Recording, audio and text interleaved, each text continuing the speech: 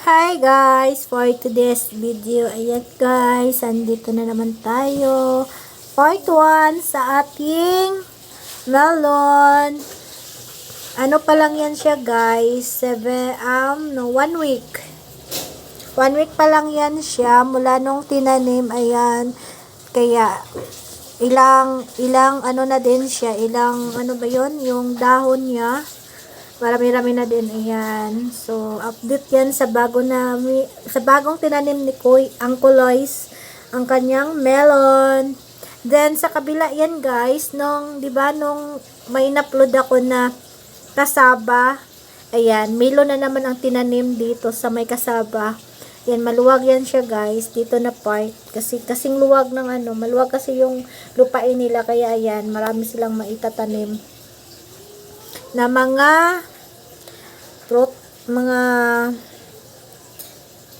ayan, ito din, naalala nyo guys, yung dati na pinakita ko, una nilang melon, yun yung katabi is, may ano na naman, yung mais na naman yung tinanim nila, yung sa kabila, nakita nyo yun, sa kabila, yun yung dating melon nila, yan, dyan tinanim, kaya ngayon na taon ay, mais na naman yung tinanim nila.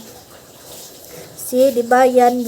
Sobrang lawak yan, guys, kasi 3 hektarya yan dyan na mais tinanim nila kasi dati melon yan. Ngayon mais.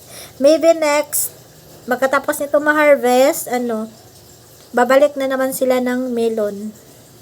Return lang nila, guys, pa iba-iba ngayon. Tapos harvest, iba naman ang itatanim. Ayan, ganun. 'Di ba? Sobrang pa. Next week daw, guys, pwede na yan makasugba na tayo ng mais, makaihaw na tayo ng mais, and then at the same time makalungag ng mais. 'Di ba? Kasi ayun diba malalaki. Yellow corn yan, guys, sweet corn. Dito. Mahal pa naman ang kilo ng mais ngayon. So ayan, mais yung tinanim nila. Sobrang lawak, and then malinis din yung lupa nila, 'di ba? Wala kang makitang may makita man Canada mo, so kunti-kunti lang, pero sobrang linis yan, di ba? Alagang-alaga ni Uncle Lois yung nila, yung taniman. Kaya ayun, mais. Sobrang lawak din yan. Doon sa kabila, dulo by dulo. Then balik tayo doon sa sa tinanim, kasi katabi lang kasi yan dito sa kasabahan. Kasaba yun dito dati. Diba, tingnan nyo. Maano na siya, malaki-laki na kasi 2 weeks na siya. After 2 weeks, yan na siya. Mabilis lang siya pag-alagaan mo, abono, tapos linisan. Kaya ayun, mabilis lang lumaki yung natin. Yung watermelon ni Kuya, ni Uncle Lois. Tingnan nyo, 'di ba? Then, baka end of, I think, mga katapusan sa September, makapag-ani na sila nito ng melon na naman. Kasi pa December na, 'di ba? Mahal na naman yung kilo ng ng mga prutas natin. Sobrang lawak yan, guys. Kahit dulo by dulo, 'di ba? Doon yan sa dulo. Kasi dito dati malawak din to isang din to dito yung hinarvest na isang malaking truck din tong nakuha dito na kasaba. Kasi nung umuwi kami na sa probinsya, dumaan kami dito, then yung time na yon ay nagpapa-harvest sila ng kasaba. Tapos, yung nakuha nila dito, isang truck na malaki din yun na truck.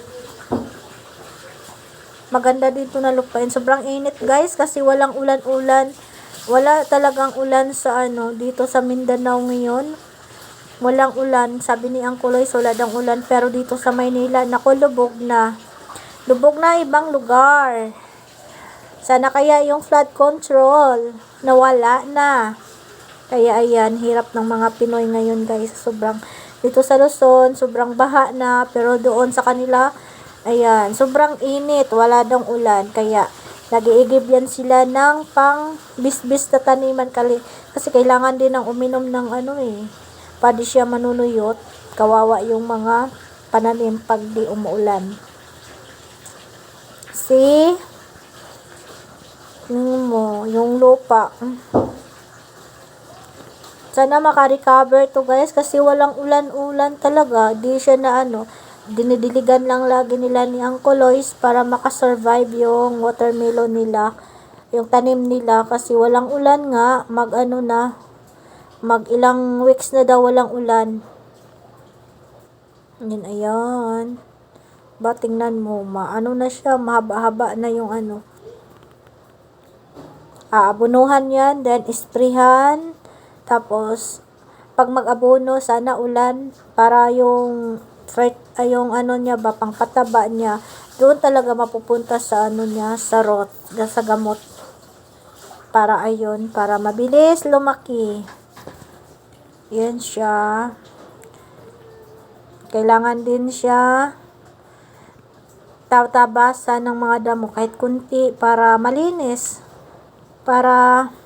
Kailangan kasi sa tanim ng ganyan guys na walang damo para hindi dadapuan ng mga pesticide like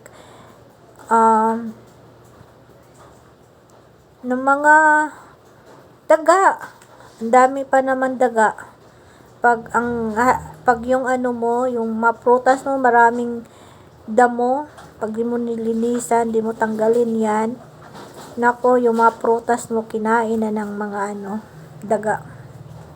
Kaya kailangan talaga malinis para maganda yung ani mo. Kailangan talaga sa pagtatanim at pag-aalaga ng mga halaman para marami ding bunga, para maraming kita. Diba? Sobrang init.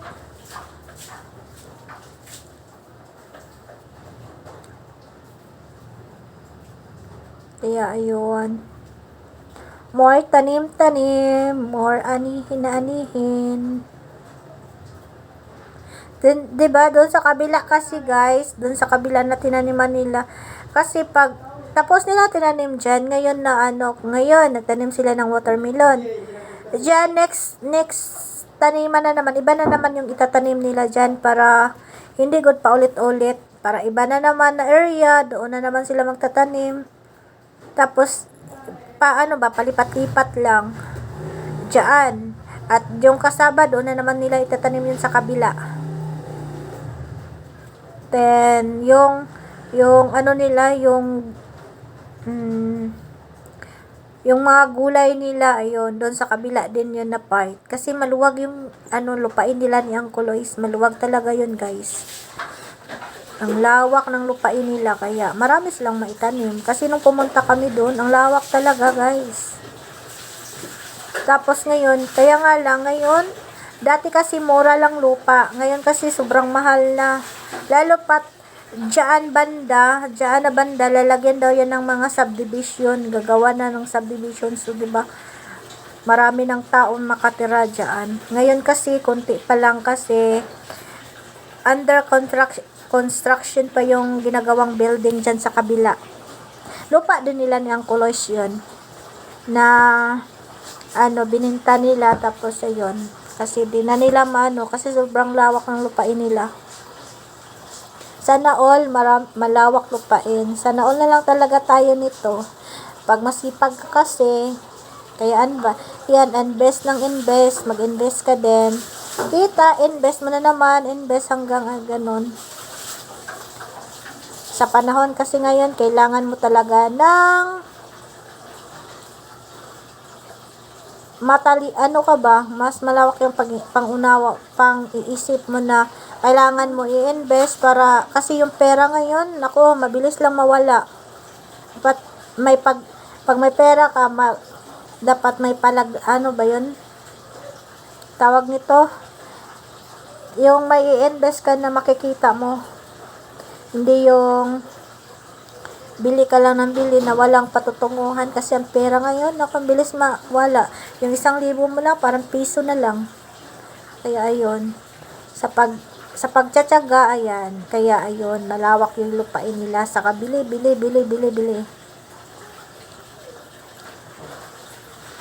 Diba ang lawak guys, oh? Sana all malawak, diba? Doon kami guys, oh, nanguha kami dyan ng bayabas nung pumunta kami. Marami kasi dyan puno ng mga bayabas.